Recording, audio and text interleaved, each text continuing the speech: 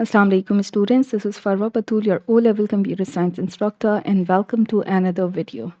In this video, we are going to start a very important topic, that is trace tables to document dry runs of algorithms. Yes, this is one of the important topic from exam point of view, and I will try my best to cover all the aspects of this topic. So let's quickly start with this. Let me give you a background. Whenever we have a problem, we are going to produce a solution for it. And in programming the solution, first step of a solution is to develop an algorithm or a flowchart for a solution. Okay, once we are done with writing an algorithm or a flowchart, the second step is to test that algorithm. And in order to test the algorithm or the flowchart, that if it is working the way it should or not, we are going to use test data.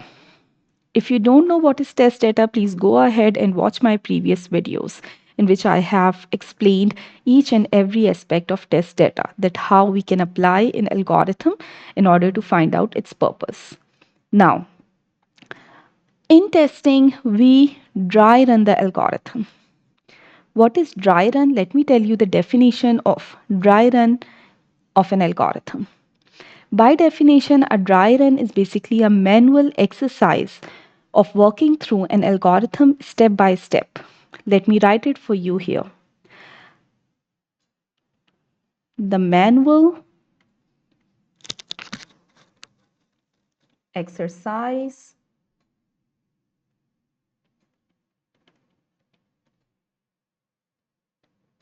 of working, sorry for this,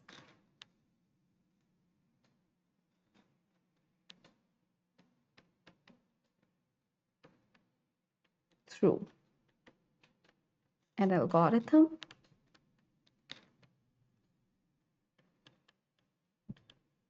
step by step is called the dry run of an algorithm. Let's suppose I have different steps for an algorithm. Let's take 4 steps. This is step number 1, step number 2, step number 3, step number 4. So whenever you apply the test data on the algorithm, you start working through the algorithm. You will see that what are the changes in step 1, how it works in step 2, what is the result of step 3, and finally what is going to be your output. So in this way, you work through each of these steps in order to find out the purpose of an algorithm. So this is what we call dry run of an algorithm, in which you are putting the test data into an algorithm and working through an algorithm step by step so that you can find out the output.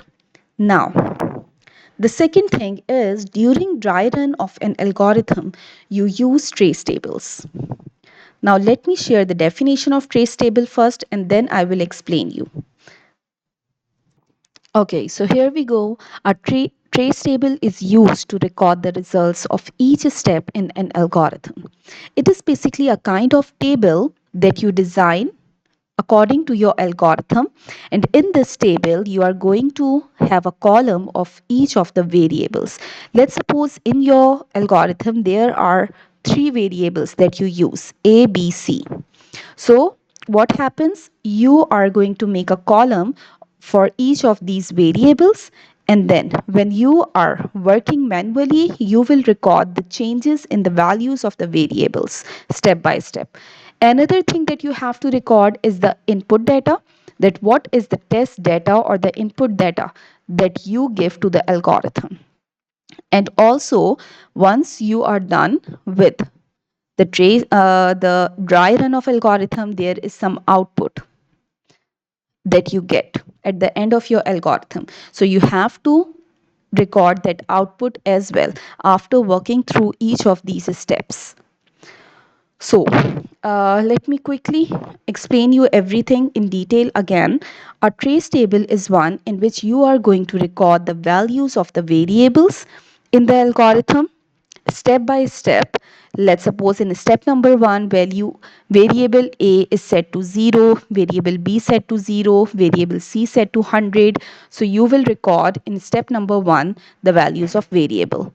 Then you will also write down the test data. Let's suppose the value of X or the test data applied to an algorithm is 2.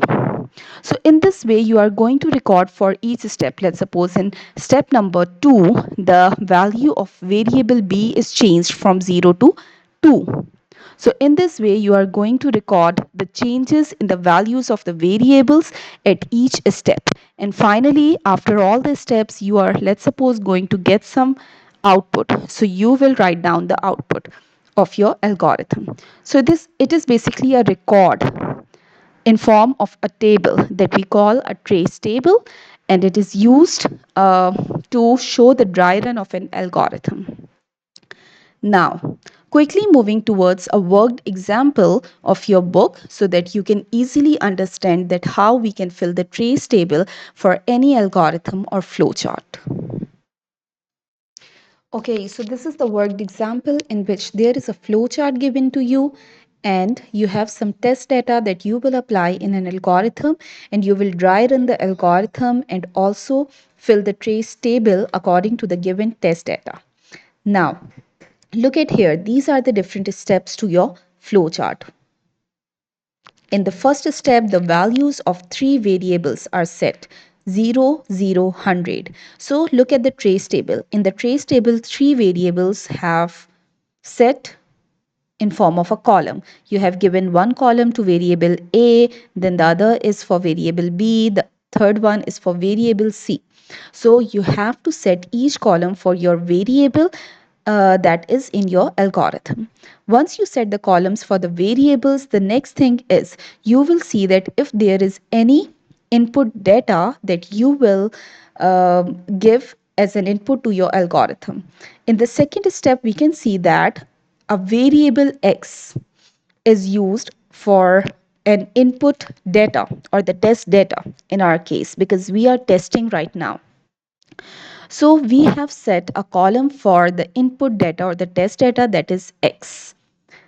Now, whenever the user is going to input a value, it will be saved in a variable named X. Finally, we are going to work through the algorithm. These are the different steps that we have to see over here. We have to dry run the algorithm step by step, and we will see the changes in the variables and will record them. Next, finally, there will be the output. This is going to be your output in which you have to check the value for the variable B and C, and then you will print it as an output. Now, look at this. There is another column for your output in which you will tell, or you will, after at the end of your dry run of algorithm, you will see that what are the variable values for B and C, and then you will write it as an output of your algorithm. Now, quickly start the dry run of this algorithm by using the test data applied here. Okay, let me quickly remove these arrows that I made. Okay, here we go. Number one, let's take the first test data. Here you have already seen that your input variables are set with the value A as 0, the value B as 0, and the value C as 100. Now, the first input data that you will receive is 9. Okay, so what you have to do, you have to write down over here in the second column that the input 9 is being given by the user or is used as a test data in the algorithm. Now, when the algorithm is going to receive the value 9 for X, what will be the changes in variables A, B, C? Let's see that. Okay, we have to see that X is greater than B or not. The value of X is 9, greater than the value of B is 0. So 9 is greater than 0. It is true. When it is true, we will go here. And here you can see that the value X is assigned to B. So the value of X as an input is 9. So 9 will be assigned to B. So in this step, the value of the variable B is changed. Now we will record it in the trace table in the column B. The value B, the value of variable B is 9 now. Now, look at this. After that, you will go down and you are going to check this step. X is less than C. We will check X, the value of X is 9, is less than, the value of C is 100. So look at this. 9 is less than 100. Yes, this condition is true.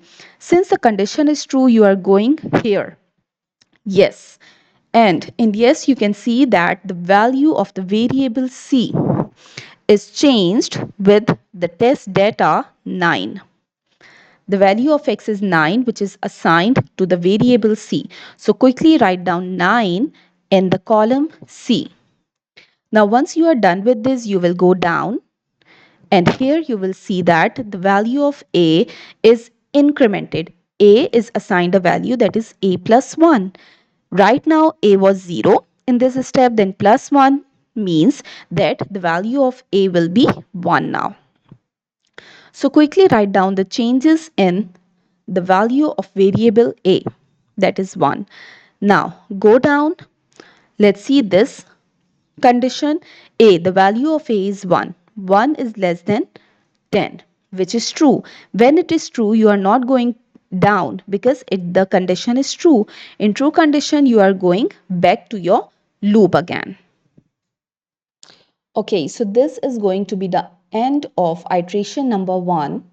Now we will record the same thing for iteration number 2.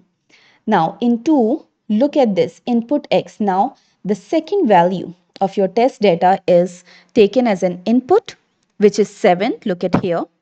Now the value of x is 7. Let's do the same thing again. 7 greater than the value of b is 9 now.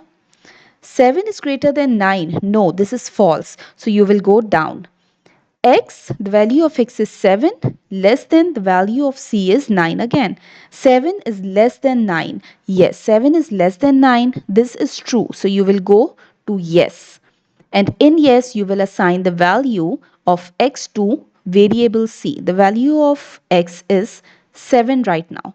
So 7 is assigned to variable c. Let's record these changes in the variable c column.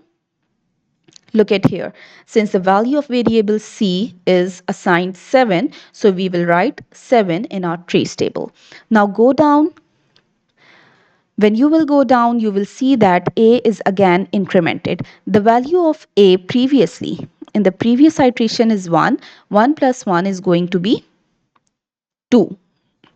You have to just see the value, the previous value from the previous step. Okay? So I am taking the value 1 that is set for variable a. So 1 plus 1 is going to be 2 now. So here I am going to write down 2 in the column A.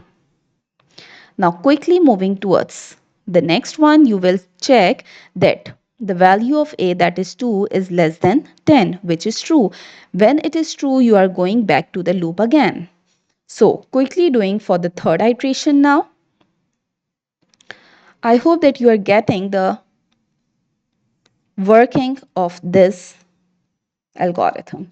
Now quickly moving towards the third iteration. In the third iteration, the input x is going to be the third value of your test data, which is 3 here. So let's write down 3 in x. Look at this. Now let's see the changes in variable a, b, c with this test data. Quickly going down, 3 is greater than the value of b is 9. Look at just this value, because in this second iteration the value b was not changed, so we will take just the last value of variable b that was changed in the iteration 1.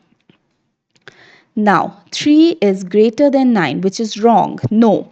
If it is false, go down, no changes in variable b. Now, see that 3 is less than the variable c is 7. Look at this in iteration 2, the variable, the very last value that is changed for variable c was 7 in the trace table. So let's compare 3 is less than 7, which is true. If it is true, go here to the yes, and you have to assign the variable x or the input value 3 to variable c. Now, quickly change or quickly record the value of the variable c, which is 3 now. After doing this, let's go to the next step. A is assigned or a is incremented, a plus 1. The previous value of a is 2. 2 plus 1 is 3. Let's write down 3 over here. Now, this is the end of our iteration. Now, look at this. 3 is less than 10. Yes, this is true. Since it is true, let's go back here again for the fourth iteration. Now, I'm going to erase everything so I can work nicely. Okay. Here we go for the fourth value of test data, that is 12. Let's do the working. Put the value of x 12. Now go down. 12 is greater than the value of b is 9. Look at the trace table, it is 9, the last changed value. Okay, now since the condition is true, 12 is greater than 9, you will go to yes, and in yes you are going to assign the value of x, that is 12, to the variable b. Since there is changes in variable b, so you have to record it in variable b column. 12. Now you have to go down here. Let's compare x is less than c. The value of x is 12, and if it is less than c, the value of c is 3, the last changed value. 12 is less than 3, which is false. No need to change variable c, go down because the condition is false. Now, next you have to increment the value of a. That is, a will be 3 plus 1, which is 4. Let's write down 4 in this column of a. Now quickly see that if the value of a, that is 4, less than 10, yes, it is less than 10, so quickly going up for the next iteration. Now I'm again removing all this working to do for the next iteration.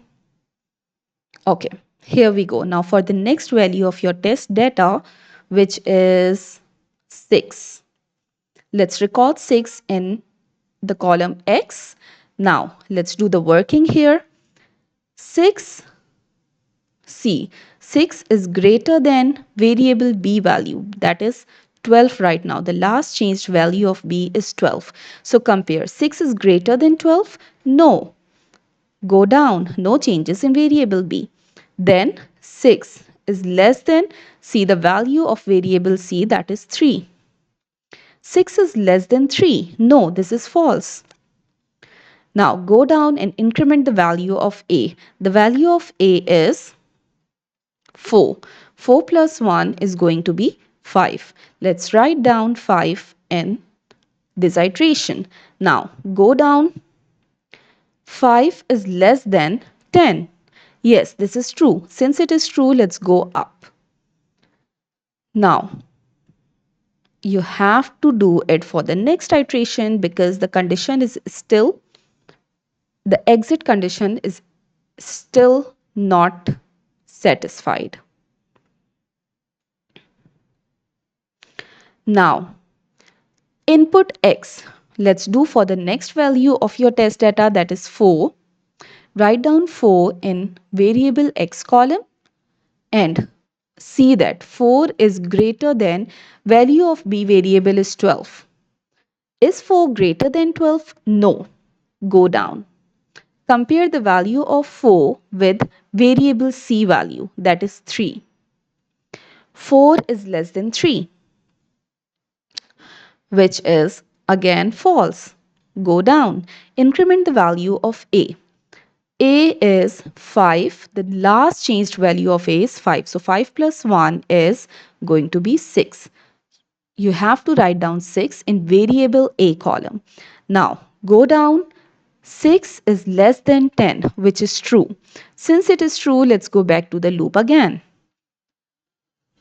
Now let's do for the next iteration. See what is the value, the test data value after 4, that is 15. Write down 15 in variable x, because variable x is used for your test data or the input data. Now look at here. 15 is greater than, value of b here is 12. Now this condition is true. 15 is greater than 12. When condition is true, we go here and we assign the value of x to variable b, which is 15 now.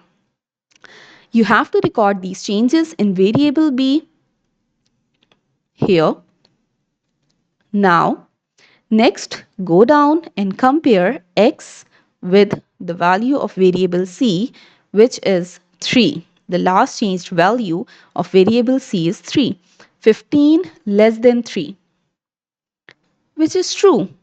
15 is less than, oh sorry, this is not true. How can 15 be less than 3? So go down, no changes in variable c. Let's increment variable a. The value of a is 6. 6 plus 1 is going to be 7. Let's write down 7 in variable a. Now, see this, 7 is less than 10, which is true. Since it is true, let's go back again. Now, quickly see the next value of x, which is 2 here. So let's write down 2 in the column.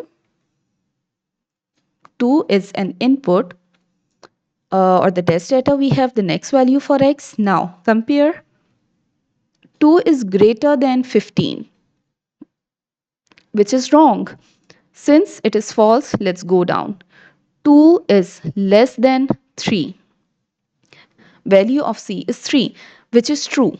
2 is less than 3, so you will go here to yes.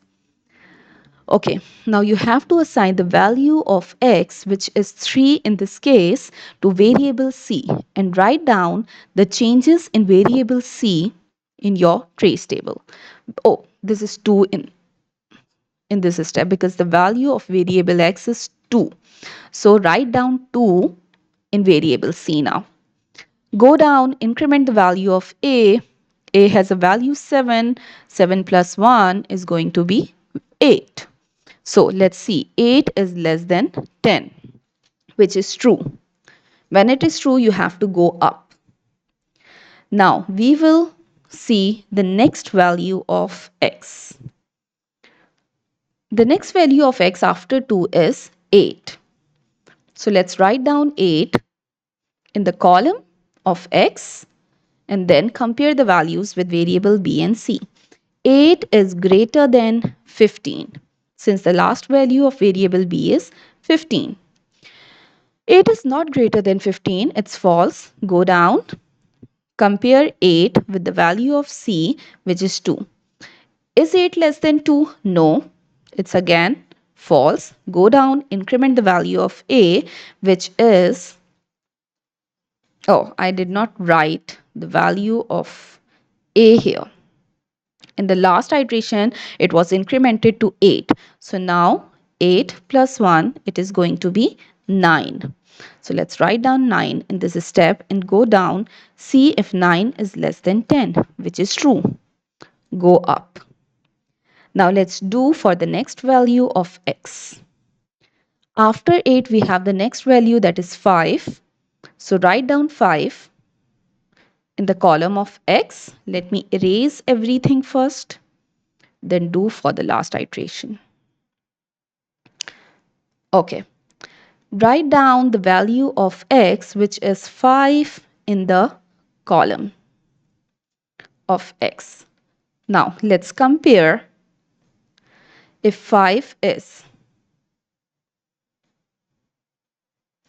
greater than the value of b, which is 15. No, it is not greater than 15. Let's go down. Is 5 less than the value of C, which is 2? No, this is also false.